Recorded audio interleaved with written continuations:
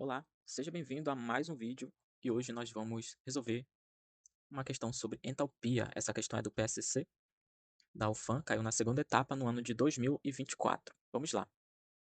Considere as seguintes variações de entalpia. Então ele deu 3 aqui. Isso aqui se trata das entalpias de formação. Então nós temos aqui a entalpia de formação do CO2, temos entalpia de formação da água e desse combustível aqui. Qual das alternativas está correta, né, sobre essas afirmativas que ele deu para a gente? Podemos afirmar que a equação química de combustão do C8H18 é dada por... Bom, é muito importante nós sabermos o que é uma reação de combustão. Ela é dada por um combustível. Esse combustível ele vai ser uma substância que tem uma quantidade de carbonos, uma quantidade de hidrogênios e às vezes pode ter uma quantidade de oxigênios. E ele vai reagir com o oxigênio gasoso. Nós dizemos que é um comburente. Tudo bem? E o produto da reação geralmente vai ser o quê? Vai ser dióxido de carbono e água. Em alguns casos, nós vamos ter o monóxido de carbono, que é quando essa combustão for incompleta.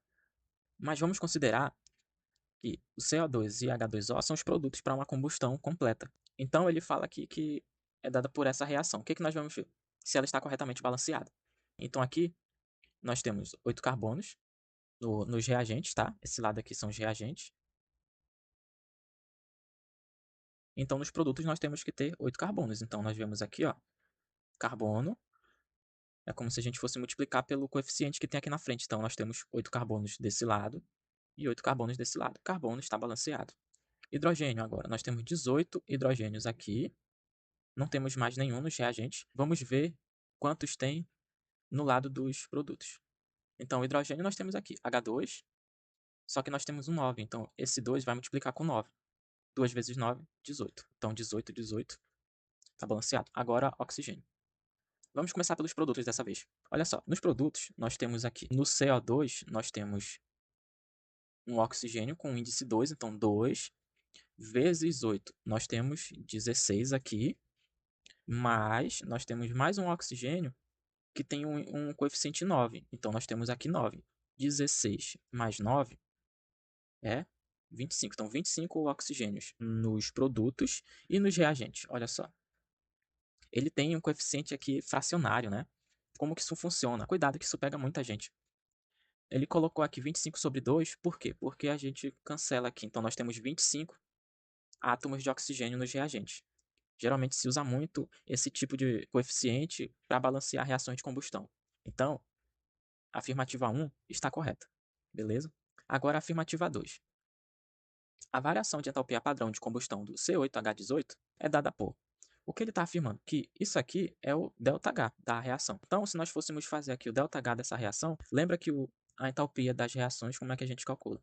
Nós temos a entalpia dos produtos menos a entalpia dos reagentes.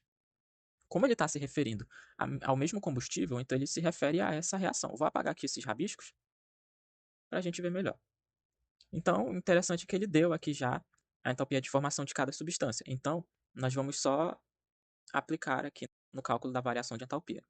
Primeiro, entalpia dos produtos. Vou colocar um colchete para separar. Então, nos produtos, aqui ó, produtos, tá? CO2, então, entalpia padrão do CO2, ΔH1. Então, ΔH1, mas nós temos 8 átomos de CO2, 8 mols. Então, nós vamos multiplicar isso aqui por 8. Mais aqui, então, mais, nós temos entalpia padrão da água agora. Nós vamos utilizar ΔH2, então, ΔH2 e o número de mols da água aqui, que são 9. Fechou? Produtos. Agora, reagentes. Então, menos reagentes. Percebe que ele não colocou a entalpia padrão aqui de formação do gás oxigênio. Por quê? Porque é uma substância simples. Substância simples tem entalpia padrão de formação igual a zero. Então, esquece isso aqui.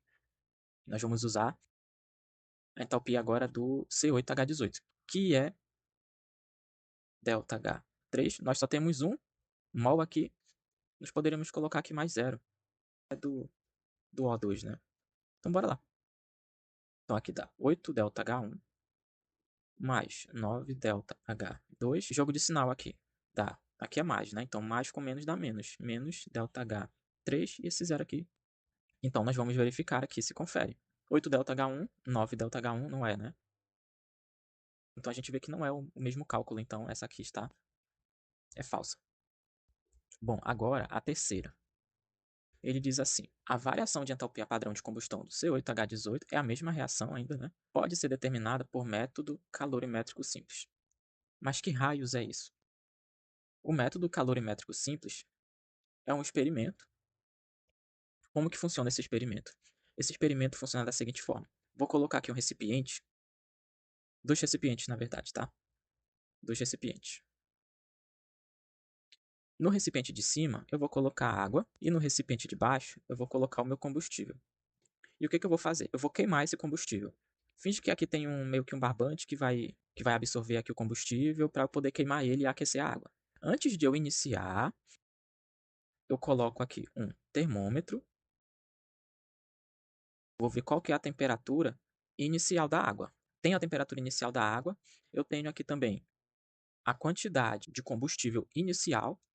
E daí eu vou queimar meu combustível e aquecer a água. Passou-se um certo tempo, o que vai acontecer? Eu vou ter uma temperatura final da água e também eu terei uma quantidade final de combustível, ou sei lá, zero, né? Pode ser isso também. E o que aconteceu aqui? O combustível ele foi consumido para aquecer a água. Então, como que a gente usa esse experimento? Lembra das aulas de física numa quinta-feira chuvosa, onde você aprendeu essa fórmula, que macete, onde o calor é dado pela massa vezes o calor específico vezes o ΔT. O que é o ΔT?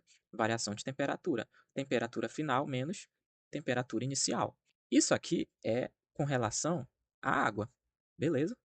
Então a gente sabe a massa de água que foi colocada, sabe o calor específico da água, sabe a variação de temperatura que aconteceu quando eu aqueci com o combustível. E o que a gente sabe aqui? Que esse calor absorvido pela água é o mesmo calor que foi liberado pelo combustível. Então, o que nós sabemos? Que o combustível em uma certa variação de massa ou de mols, que vai ser o caso, ele vai liberar uma certa quantidade de calor.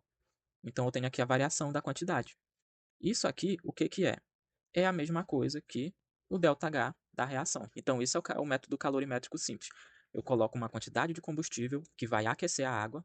Então eu vou calcular a quantidade de calor que a água absorveu e vou dividir pela variação da quantidade de combustível, que é a variação do número de mols. Então eu sei a quantidade de calor que o meu combustível libera na sua combustão para cada mols de combustível. Então, dá para determinar a entalpia de combustão pelo método calorimétrico simples? Dá. E é exatamente esse experimento que a gente faz. Então, afirmativas 1 e 3 estão corretas, são verdadeiras. Letra D. Então, hoje nós aprendemos o que é o método calorimétrico simples. Se você tiver alguma dúvida, deixa aí nos comentários que a gente responde. E muito obrigado e até a próxima.